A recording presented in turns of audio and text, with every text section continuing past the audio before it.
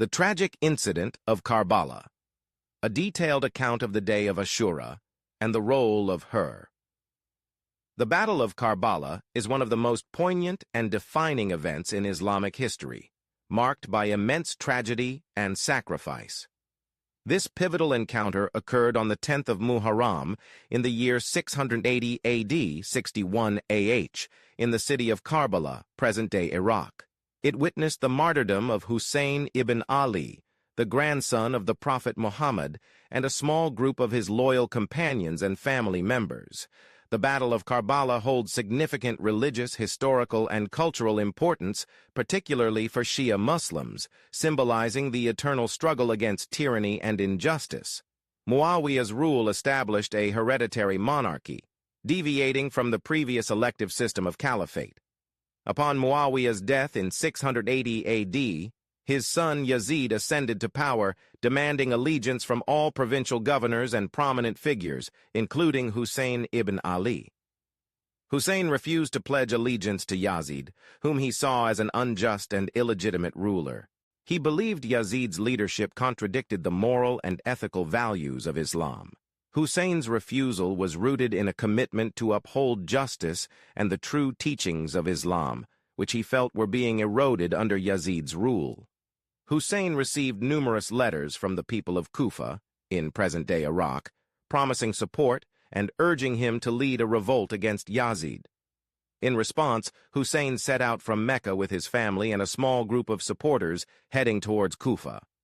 However, the political climate in Kufa had changed drastically by the time Husayn approached. Yazid's governor had imposed strict control over the city, quelling any potential uprising. When Husayn reached the plain of Karbala, he was intercepted by a large Umayyad army led by Umar ibn Sa'ad. Realizing that escape was impossible and that the Kufan support had evaporated under duress, Husayn and his followers prepared to face their fate with dignity and resolve. The standoff culminated on the 10th of Muharram, known as Ashura.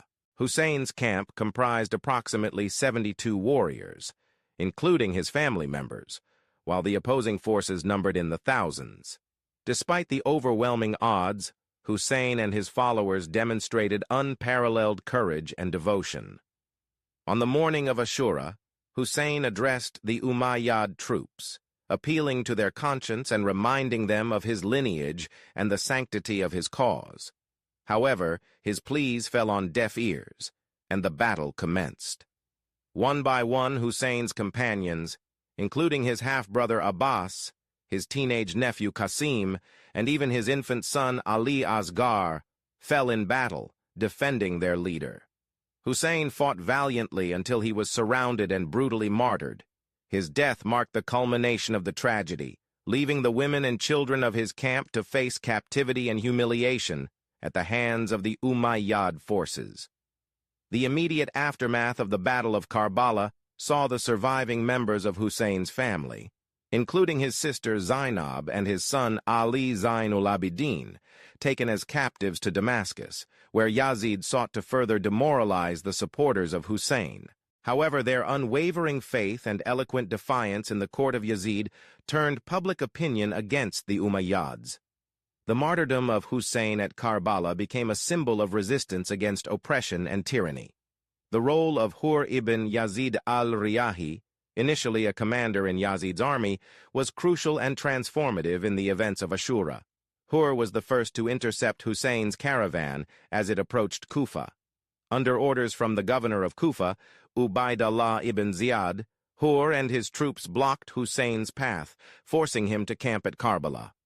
Despite his military position, Hur treated Husayn and his followers with respect, refusing to engage in hostilities or initiate violence.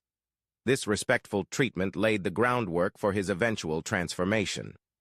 On the night before Ashura, Husayn gathered his companions and gave them the choice to leave, emphasizing that the Umayyad forces sought his life alone. However, all chose to stay, demonstrating their unwavering loyalty. Hur, stationed at a distance, was deeply moved by Husayn's resolve and the devotion of his companions. As the sun rose on the 10th of Muharram, Husayn made one last attempt to address the Umayyad forces, urging them to reconsider their actions. Despite his eloquent appeals to their conscience, the majority remained resolute in their orders to attack. Amidst this tension, Hur faced an internal struggle. Overcome with remorse and a profound sense of moral clarity, Hur rode towards Husayn's camp. His arrival caused initial alarm, but Hur quickly dismounted, threw down his weapons, and expressed his repentance, seeking Husayn's forgiveness. Moved by Hur's sincerity, Husayn welcomed him, accepting his apology and acknowledging the courage it took to change sides in such a critical moment.